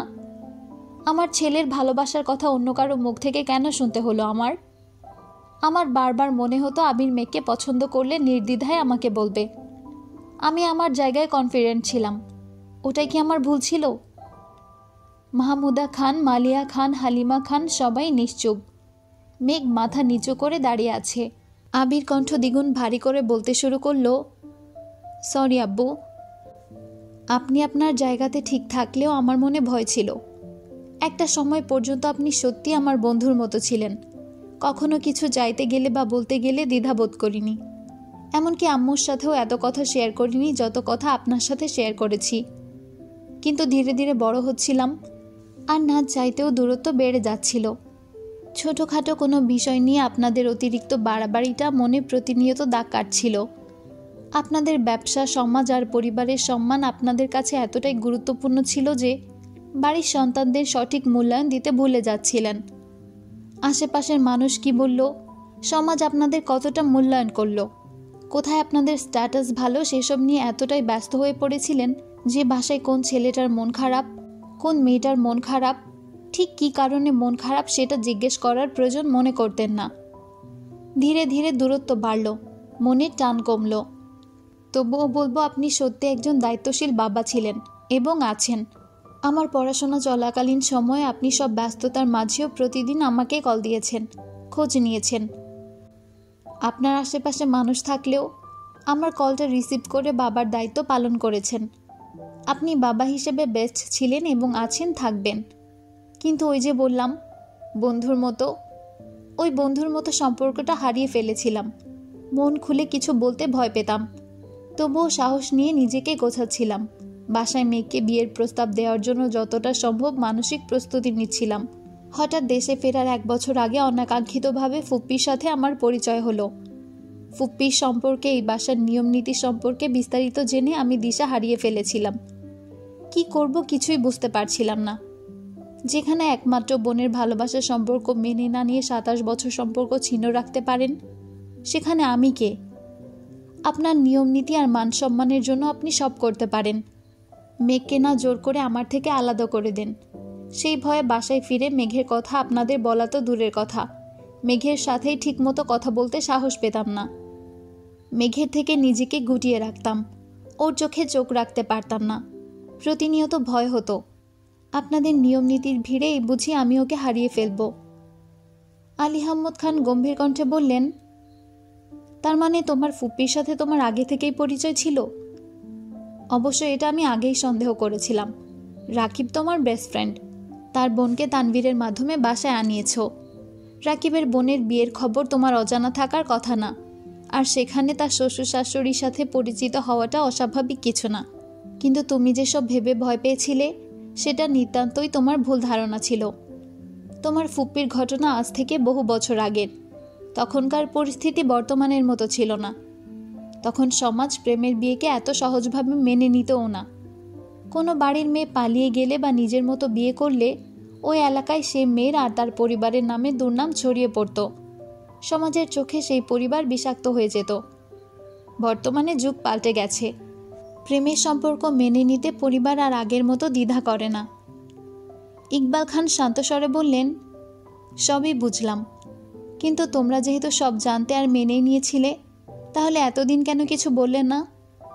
মোজাম্মেল খান ধীর কণ্ঠে বললেন, বলতাম না, আমি মানলেও ভাইজান মানতে চাননি। তারপর কি হয়েছে? কালই বা হঠাৎ ভাইজান মেনে নিলেন কিভাবে?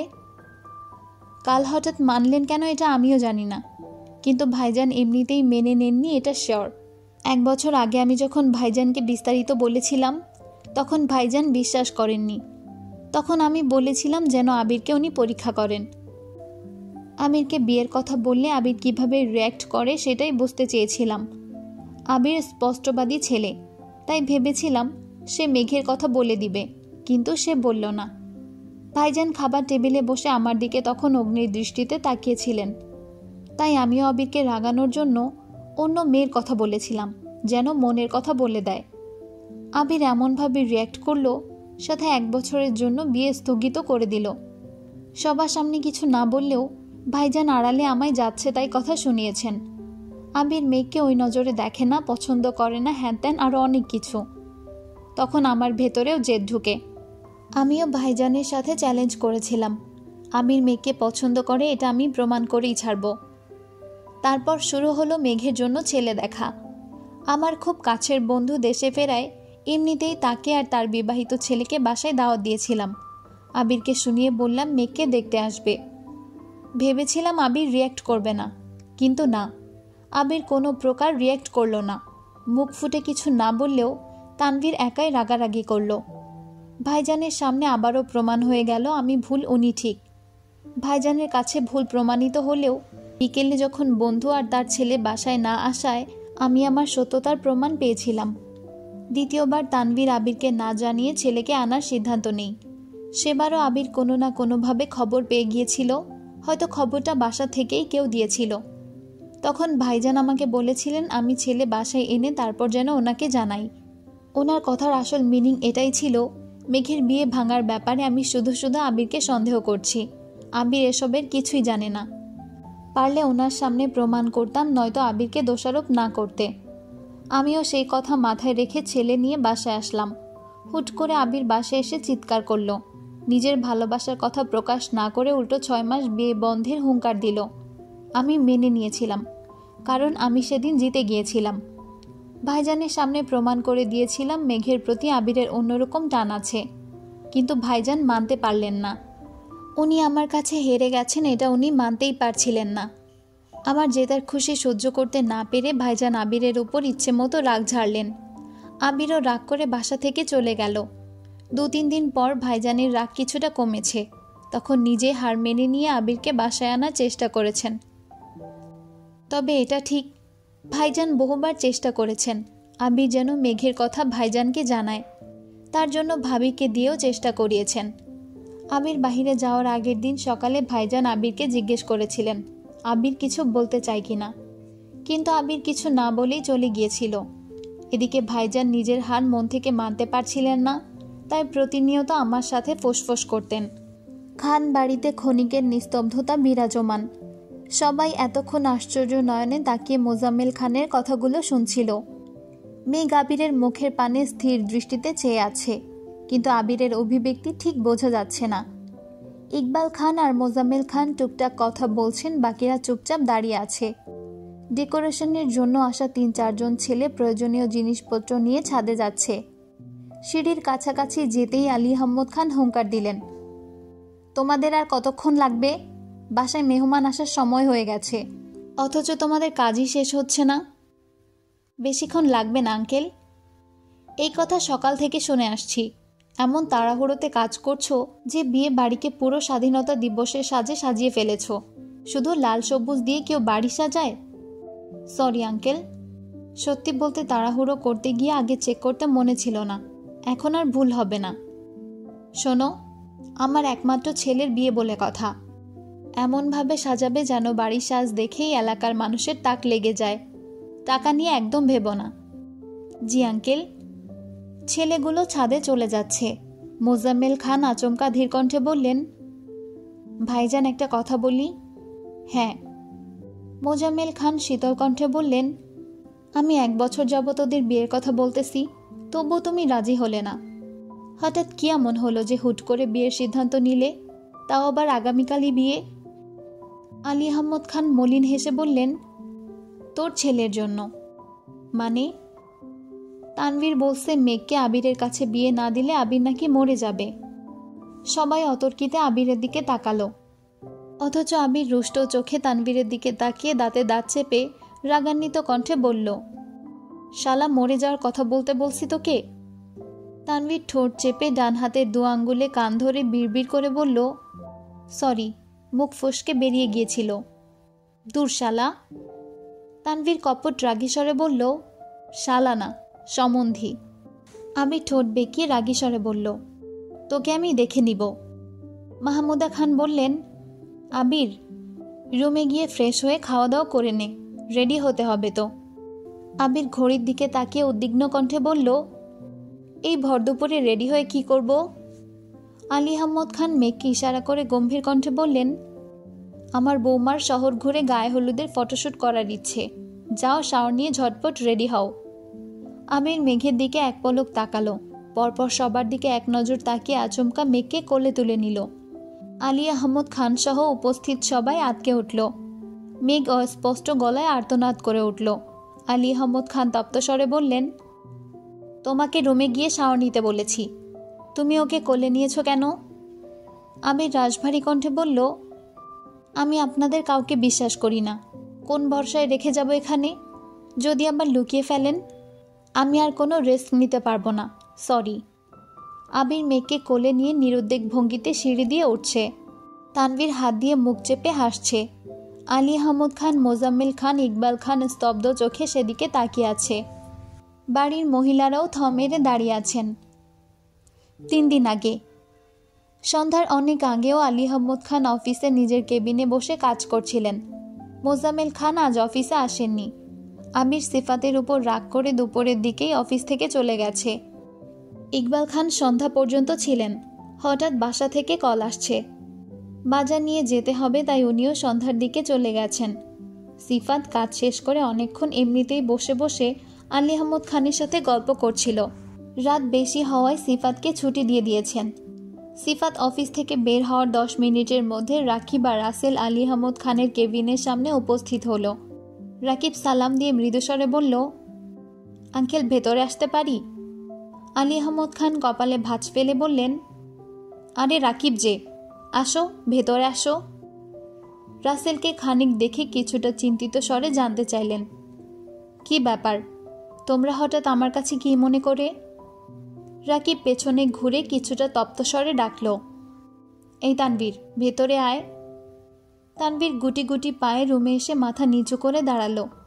রাকিবদের সাথে তানভীরকে দেখে আলী আহমদ খান একটু বেশি অবাক হলেন। তানভীরের দিকে তাকিয়ে গুরুগম্ভীর কণ্ঠে শুধালেন, কি হয়েছে? রাকিব শ্বাস ছেড়ে বুকে সাহস নিয়ে বলল, আঙ্কেল, আপনার কাছে একটা রিকোয়েস্ট ছিল। বলো। প্লিজ না করবেন না? ঠিক আছে, বলো। রাসেল এবার সাহস করে বলল, আঙ্কেল, আবির একজনকে খুব বেশি পছন্দ করে, তাকে বিয়ে করতে চায়। এখন আপনার সমর্থন প্রয়োজন, প্লিজ না করবেন না? আলী আহমদ খান রাগী স্বরে বললেন, আবির তোমাদের পাঠিয়েছে? তানভীর চটজলদি উত্তর দিল, না না, ভাইয়া কিছু জানে না, আমরা নিজে থেকে আসছি। রাকিব ঠান্ডা কণ্ঠে বলতে শুরু করলো, আঙ্কেল, এখানে আসার ব্যাপারে আবিরকে আমরা কিছুই জানাইনি। আবির জানলে কখনো আসতে দিত না, কিন্তু চোখের সামনে আবিরের এত কষ্ট দেখে আমাদের সহ্য করতেও কষ্ট হয়। আবির আপনাকে খুব সম্মান করে, শুধুমাত্র আপনাদের কথা ভেবে নিজের আবেগ প্রকাশ করতে পারে না। সত্যি বলতে আবির মেঘকে অনেক বেশি ভালোবাসে, মেঘকে বিয়ে করতে চায়, কিন্তু আপনারা রাজি হবেন কিনা সেই ভয়ে এতদিন আপনাদের কিছু বলতে পারছিল না, আর না মেঘকেও কিছু বলেছে। এখন মেঘও আবিরকে খুব পছন্দ করে। আপনি ওদের সম্পর্কটা প্লিজ মেনে নিন। এখন আমার কি করতে হবে? আবির আজ বাসায় নিজের মনের কথা জানাবে, মানে মেঘকে বিয়ে করার কথা বলবে। আপনি প্লিজ রাজি হয়ে যাবেন। একমাত্র আপনি বললে বাসার সবাই মেনে নিবে। যদি আমি মেনে না নিই তখন? রাকিব আঁতকে উঠে বলল, আঙ্কেল, এমন কিছু করবেন না প্লিজ। কেন করব না? আমার ছেলের জন্য বউ খোঁজার অধিকার কি আমার নেই? সে নিজে কিছু বলতে সাহস পাচ্ছে না বলে তোমাদের পাঠিয়েছে, আর তোমরাও আমাকে মানাতে চলে আসছো। শোনো, তোমাদের বন্ধুকে বলে দিও আমি ওর সম্পর্ক মানব না। তানভীর ভ্রু কুঁচকে প্রশ্ন করল, কেন মানবেন না বড় আব্বু? আমার ইচ্ছে আমি ছেলেকে দেখে শুনে বিয়ে করাবো। তোমার কোনো আপত্তি আছে? জি। কি? বনু আর ভাইয়া দুজন দুজনকে ভালোবাসে, সেখানে অন্য কাউকে দেখার প্রশ্নই আসে না। তাছাড়া আপনি ভাইয়ার জন্য অন্য কোনো মেয়ে দেখলেও বিশেষ কোনো লাভ হবে না, কারণ ভাইয়া আমার বোন ছাড়া অন্য কারো দিকে তাকিয়েও দেখবে না। আলী আহমদ খান গম্ভীর কণ্ঠে বললেন, তানভীর, তুমি কি জানো না খান বাড়িতে প্রেম নিষিদ্ধ? প্রেম নিষিদ্ধ বলেই ভাইয়া বনুর সাথে প্রেম করার চিন্তাও করেনি, সরাসরি বিয়ের সিদ্ধান্ত নিয়েছে। আপনি কি চান না ভাইয়া ভালো থাকুক? হ্যাঁ চাই, কিন্তু আমার নিয়ম নীতি ভেঙে নয়। তানভীর রাগে ফোঁস করে বলে উঠল, কোন নিয়ম নীতি ভাঙার কথা বলছেন? যে নিয়ম নীতি সন্তানের খুশি সহ্য করতে পারে না, সেই নিয়ম নীতি চিরতরে ভেঙে দেওয়া উচিত। আপনাদের নিয়ম নীতি কি সন্তানের জীবনের থেকেও বেশি দামি? মানে? তানভীর চুপ হয়ে গেছে। আলী আহমদ খান পুনরায় বললেন, কি বলতে চাচ্ছ? তানভীর গম্ভীর কণ্ঠে বলল, মেয়েকে না পেলে ভাইয়া সুইসাইড করবে। আলী আহমদ খান বসা থেকে দাঁড়িয়ে চিৎকার করে উঠলেন, হোয়াট? রাকিব শীতল কণ্ঠে বলল, জি আঙ্কেল। আর বিষয়টা এখন মজার জায়গাতেও নেই। আবিরের সাথে আমি পার্সোনালি অনেকবার কথা বলেছি, তার ঘুরে ফিরে এই একই কথা। প্রায় 30 মিনিটের মতো তানভীর, রাসেল, রাকিব আর আলী আহমদ খানের আলাপচারিতা চলল।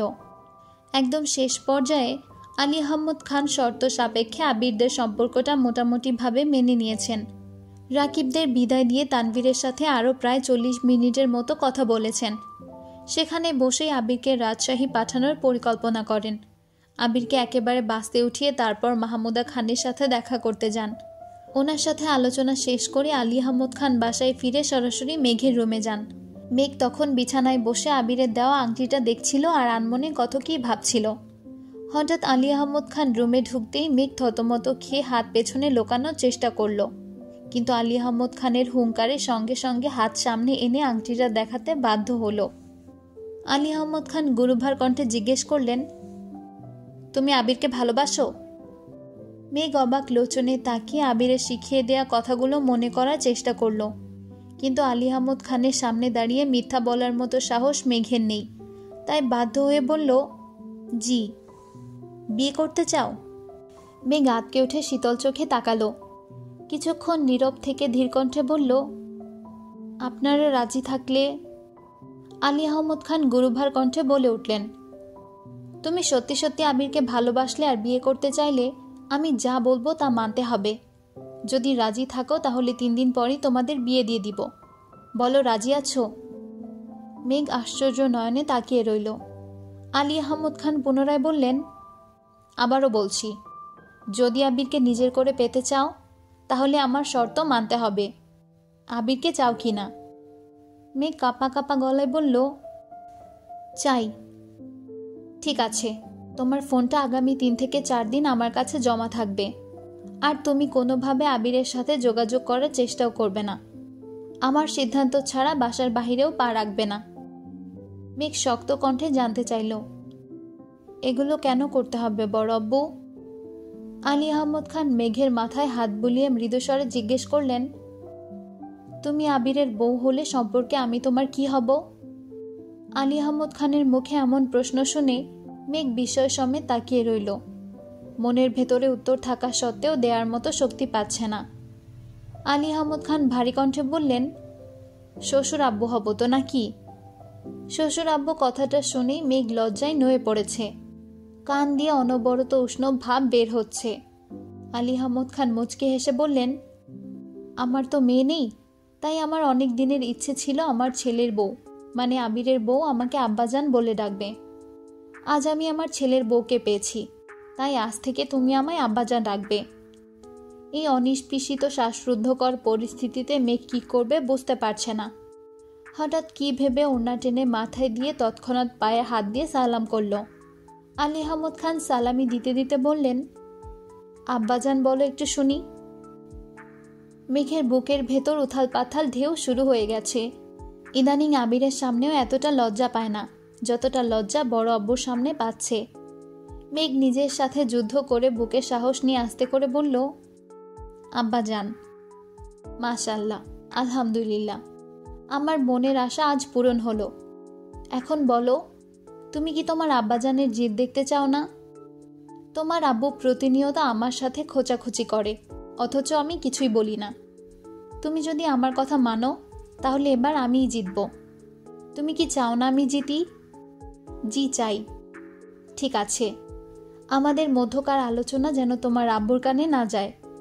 এখন বলো, তুমি কি আমার শর্তে রাজি আছো? জি, আমি সব শর্তে রাজি। কিন্তু আলী আহমদ খান জিজ্ঞেস করলেন, কিন্তু কি, কিছু লাগবে? মেঘ মাথা নিচু করে শক্ত কণ্ঠে বলল, আমার শুধু আবির ভাইকেই লাগবে। তোমার আবির ভাইকে তুমি ঠিক সময় পেয়ে যাবে, চিন্তা করো না। সেদিনের পর থেকে তানভীর আর মেঘ দুজন আলী আহমদ খান যা বলেন তাই করেন। মেঘকে নিয়ে শপিংয়ে যাওয়া, এমনকি তানভীর এলাকার স্পাইগুলোকে পর্যন্ত আবিরের কল ধরতে নিষেধ করে দিয়েছেন।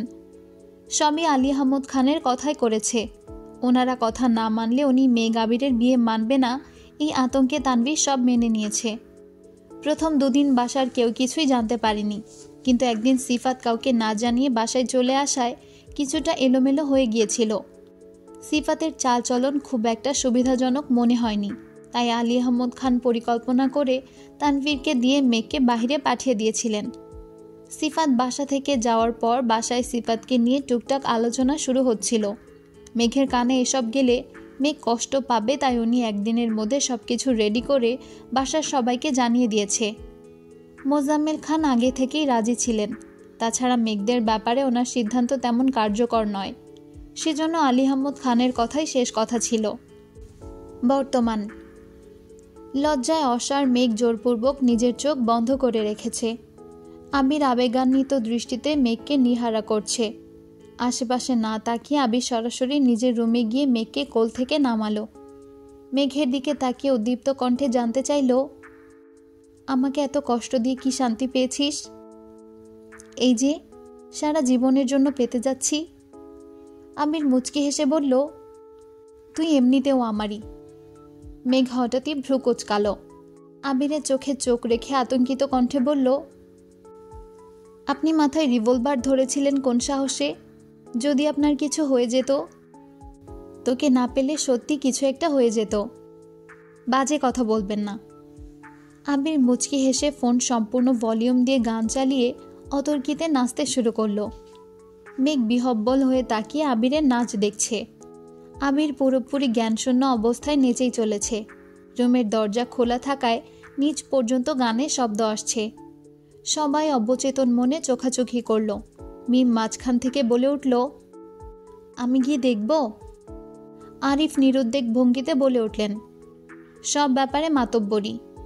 মিম ভেঙচি কেটে বলল, তোমার কোনো সমস্যা?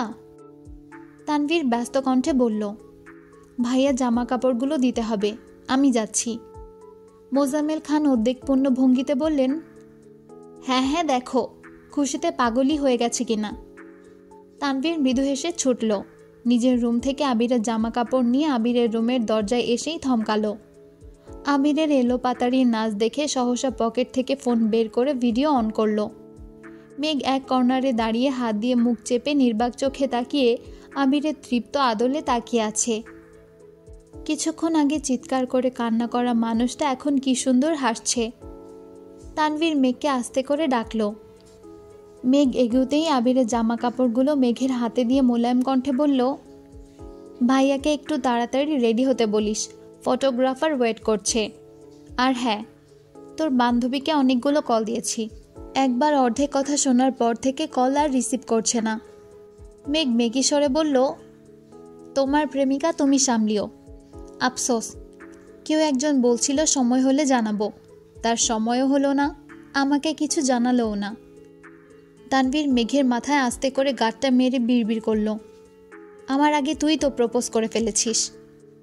আমি আমার ভাবি বানানোর জন্য প্রপোজ করেছি, তোমার প্রেমিকা বানাতে নয়। ওকে ওকে ওকে। মেঘ জামা বিছানার উপর রেখেছে। এর মধ্যে তানভীর আচমকা ডাকলো। তানভীরকে আগে দেখলেও আবির নাচের মনোযোগ নষ্ট করেনি। এখন তানভীরের ডাকে ফোনের দিকে নজর পড়তেই থামল। গুরু গম্ভীর কণ্ঠে বলল, শালা তুই দাঁড়া শুধু। আবির দৌড় দেওয়ার আগেই তানভীর দুহাতে আবিরের রুমের দরজা চাপিয়ে দৌড়ে বেলকনি পেরিয়ে সিঁড়ি দিয়ে নামতে নামতে ঘন ঘন শ্বাস ফেলছে। আলী আহমদ খান মৃদুস্বরে জানতে চাইলেন, এভাবে ছুটছ কেন? আর আবিরই বা কি করে? তানভীর সিঁড়িতে দাঁড়িয়েই আবিরের নাচের ভিডিও অন করলো। 5 থেকে 7 সেকেন্ড চলার পরই অফ করে দিয়েছে। ঠোঁটে হাসি রেখে বলল, খুশিতে পাগল না হলেও নাচতে নাচতে নিশ্চিত পাগল হয়ে যাবে। উপস্থিত সবাই একসঙ্গে হেসে উঠল। এদিকে মেঘ আবিরকে থামিয়ে উদ্বিগ্ন কণ্ঠে জানতে চাইল, আপনি আমার ভাইকে মারতে চাচ্ছেন কেন? মারব না তো কি চুমু খাবো? অবশ্য চুমু খাওয়ার জন্য তো তুই আছিস। মেঘ ঠোঁট উল্টিয়ে নীরের দৃষ্টিতে তাকিয়ে আছে। আবির শক্ত কণ্ঠে বলল, ইস, ভাল লাগে না। মেঘ ভ্রুকুচকে প্রশ্ন করল, কেন, কি হয়েছে? সেজে গুজে পুরো পুতুল হয়ে আছিস, ধরতেও পারছি না, কিছু করতেও পারছি না। দূর, ভাল লাগে না। মেঘ আনমনে বলে উঠল, না সাজলে কি করতেন? আবির মেঘের চোখের দিকে তাকিয়ে নিঃশব্দে হেসে আস্তে করে চোখ মেরে বলল, রোমান্স। মেঘ অবিশ্বাস্য চোখে তাকিয়ে আছে। আবির প্রথমবারের মতো মেঘকে চোখ মেরেছে। হতবিহ্বল মেঘ নিস্তব্ধ হয়ে চেয়ে আছে। আবির 2 কদম এগিয়ে এসে মেঘের কানের কাছে ফিসফিস করল, এভাবে তাকিয়ে নিজের বিপত্তি ডেকে আনিস না। আমাকে তোর সাজ নষ্ট করাতে বাধ্য করিস না প্লিজ। মেঘ নিজেকে সামলে অনষ্ট কণ্ঠে বলল, শাওয়ার নিয়ে আসুন তাড়াতাড়ি। আমির বিছানার পাশে ধপ করে বসে উদাসীন কণ্ঠে বলল, শার্টের বোতামগুলো খুলে দে। আমি পারবো না। আমির ভ্রু নাচালো। মেঘ কপালে কয়েক স্তর ভাঁজ ফেলে এগিয়ে এসে শার্টের বোতাম খুলতে খুলতে বলল, আপনি বড্ড জ্বালাচ্ছেন। আবির ঠোঁট ভিজিয়ে নরম স্বরে বলল, পাগলকে উস্কাবে আর তার পাগলামি সহ্য করবে না তা কি করে হয় সোনা? সোনা শব্দটা শুনেই মেঘ থ মেরে দাঁড়িয়ে পড়েছে। পরপর দ্রুত গতিতে সব বোতাম খুলে দিয়ে গম্ভীর কণ্ঠে বলল, শেষ, তাড়াতাড়ি যান। আবির মুচকি হেসে টাওয়াল নিয়ে ওয়াশরুমে যেতে যেতে রাগী স্বরে বলল, রুম থেকে বের হলে আমি কিন্তু বিয়েই করব না। মেঘ রাগী চোখে তাকাতেই আবির ঠান্ডা কণ্ঠে বলে উঠল, এত কিউট করে সেজে এভাবে তাকাস কেন? যাচ্ছি তো। আবির ওয়াশরুমে ঢুকে গেছে। মেঘ বিছানার এক কোণে বসে আনমনে হাসছে। আজকের আবির ভাই যেন আগাগোড়াই ভিন্ন। কথায় কথায় লজ্জা দেওয়াই যেন তার একমাত্র কাজ। লজ্জায় মেঘের গালে দেওয়া গোলাপি ব্লাশন এখন লাল টকটকে দেখাচ্ছে। মেঘ আবিরের হলুদের পাঞ্জাবিটা দেখছে। গায়ে হলুদের পুরো শপিং তানভীর একাই করেছে, যদিও আবিরের পছন্দের বাহিরে কিছুই কেনেনি। আবিরের যে রঙের পাঞ্জাবি পরার ইচ্ছে, মেঘকে যে রঙের শাড়ি পরানোর ইচ্ছে ছিল, আর ঠিক যেভাবে সাজানোর ইচ্ছে ছিল, তানভীর সেভাবেই সবটা করেছে। আপাতত বাইরের ফটোশ্যুট হবে, সন্ধ্যার পর মেইন প্রোগ্রাম শুরু হবে। তখনের জন্য লেহেঙ্গা কিনে রেখেছে। আবির কিছুক্ষণের মধ্যে কোমরে টাওয়েল জড়িয়ে বেরিয়ে আসছে। লাজুক মেঘ এক পলক দেখে লজ্জায় সেই যে মাথা নিচু করেছে আর চোখ তুলে তাকাতেও পারছে না। আবির আরেকটা শুকনো টাওয়েল দিয়ে মাথা মুছতে মুছতে স্বাভাবিক কণ্ঠে জানতে চাইল, কোথায় ছবি তুলবি? মেঘ এক নাগাড়ে অনেকগুলো জায়গার নাম বলল। আবির প্রশস্ত নেত্রে তাকিয়ে প্রশ্ন করল, এই 3 দিন কি শুধু জায়গার নাম ঠিক করছিস? হ্যাঁ। আবির আস্তে করে বলল, এখন পাঞ্জাবিটা পরিয়ে দেন। মেঘ আবারও ঠোঁট উল্টালো। আবির সঙ্গে সঙ্গে বলল, যত দেরি করবি তত কম ছবি তুলতে পারবি, এই আমি বলে রাখলাম। শ্বশুরের সাথে মিলে জামাইকে কষ্ট দেও না, এর প্রতিশোধ আমি কড়াই গন্ডে ফেরত নিব। মেঘ ধীর গতিতে পাঞ্জাবির বোতাম খুলছে আর মনে মনে আবিরকে বকছে, বেহায়া বেয়াদব ব্যাটা। আকস্মিক কেউ একজন দরজায় ডাকল। মেঘ দরজার দিকে তাকিয়ে উচ্চস্বরে বলল, দরজা খোলাই আছে। দরজা খুলতেই মালার গম্ভীর মুখ ভেসে উঠল। আবির মালাকে দেখেই তড়িৎ বেগে বিছানার উপর রেখে দেওয়া টাওয়ালটা টেনে নিজের গা ঢেকে ফেলেছে। আবিরের ঝড়ের গতিতে গা ঢাকা দেখে মালা ঠোঁট বাঁকালো। মেঘ মালাকে দেখে হাসি মুখে বলল, আপু কেমন আছেন? ভালো। মেঘ পুনরায় বলল, ভেতরে আসুন। আবির এবার শক্ত কণ্ঠে মেঘকে বলল, পাঞ্জাবি কি পরিয়ে দিবি? মালা আবিরকে এক নজর দেখে রাশভারী কণ্ঠে বলল, অসময়ে বিরক্ত করার জন্য দুঃখিত। ফুপা তোমাদের ডাকতেছে, এটাই বলতে আসছিলাম। ধন্যবাদ। আব্বুকে গিয়ে বল একটু সময় লাগবে, আর যাওয়ার আগে দরজাটা একটু চাপিয়ে রেখে যা। মালা দাঁতে দাঁত চেপে 2 হাতে ঠাস করে দরজা বন্ধ করেছে। উচ্চ শব্দে আবির মেঘ দুজনেই চোখ বন্ধ করে ফেলেছে। মেঘ চোখ খুলে শান্ত গলায় বলল, আপুর সাথে এভাবে কথা বলা ঠিক হয়নি আপনার। ঠিক বেঠিক আমাকে বোঝাতে হবে না ম্যাডাম। এই মালা আমাকে খুব জ্বালিয়েছে। শুধুমাত্র আব্বুর ভয় এতদিন বাড়াবাড়ি করিনি, নয়তো মালাকে অনেক আগেই শায়েস্তা করে ফেলতাম। মেঘ কেবল মুচকি হাসল, কিছু বলার প্রয়োজন মনে করল না। আবির রেডি হয়ে মেঘকে নিয়ে নিচে নামছে। আবিরের মামার বাড়ির সবাই ইতিমধ্যে চলে আসছে। মেঘের মামার বাড়ির মানুষ এখনোই আসেনি। মাইশা আপুর লাস্ট মাস চলছে, কিছুদিনের মধ্যেই ডেলিভারি হবে, তাই উনি আজ আসতে পারেনি। শরীর সুস্থ থাকলে বিয়ে বা বৌভাতে অন্তত পক্ষে আসবেন। আবির মামা মামিদের সাথে কথা শেষ করে বাসা থেকে বের হলো। বাসার সামনেই তানভীর দেয়ালে হেলান দিয়ে দাঁড়িয়ে বন্যাকে একাধারে কল দিয়েই যাচ্ছে। আবির আচমকা তানভীরের এক হাত পেছনে চেপে ধরে রাগান্বিত কণ্ঠে বলল, শালা, তুই আব্বুর কাছে গিয়েছিলি কোন সাহসে? মেঘ আতঙ্কিত কণ্ঠে বলল, প্লিজ ভাইয়াকে ছাড়ুন। তানভীর ব্যথায় আর্তনাদ করতে করতে তপ্তস্বরে বলল, আমাকে মেরে লাভ নেই, আমরা না গেলে আজকের এই স্পেশাল দিনটা পেতেই না। তানভীরকে ছেড়ে আবির উদ্বিগ্ন কণ্ঠে শুধালো, আমরা মানে? আর কে কে গেছিলি? রাকিব ভাইয়া, রাসেল ভাইয়া। হারামির দল, ওই দিন আমাকে ফেলে আসার কারণ এটাই ছিল ওদের? তোদের সব কয়টাকে দেখে নিব, শুধু কয়েকটা দিন যাক। এর মধ্যে সাকিব আসছে। এক দৌড়ে এসেই আবিরকে জড়িয়ে ধরে উত্তেজিত কণ্ঠে বলল, ভাইয়া, ফাইনালি আমি তোমাদের বিয়ে খেতে আসছি, ভাবতেই পারছি না। সাকিব আচমকা ঘাড় কাত করে আহ্লাদি কণ্ঠে বলল, হাই ভাবি। হাই। আবির আর চোখে তানভীরের দিকে তাকালো। তানভীর বন্যাকে কলের পর কল দিচ্ছে দেখে আবির মৃদুস্বরে বলল, যতই চেষ্টা করো, আমার রেকর্ড ভাঙতেই পারবা না। রেকর্ড ভাঙার কোনো ইচ্ছে নেই আমার, আপাতত মেয়েটার রাগ কমলেই চলবে।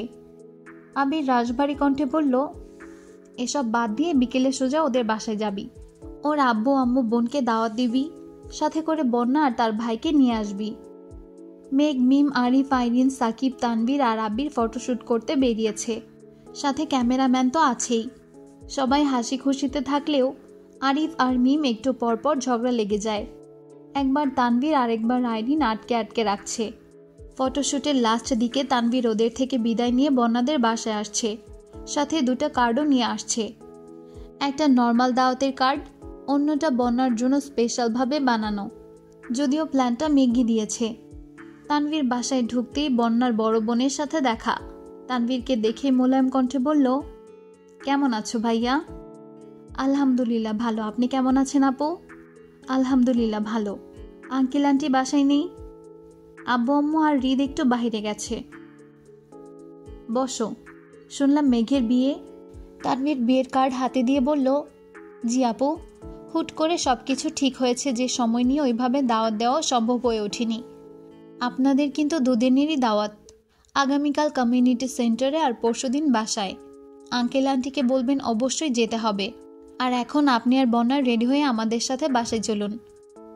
আরে না ভাই, আমি যাব না, বন্যাকে নিয়ে যাও। মেঘ আরও বছর 5 আগে আমাকে বলে রাখছে, ওর বিয়েতে বন্যাকে কম করে হলেও 3 দিনের জন্য দিয়ে দিতে হবে।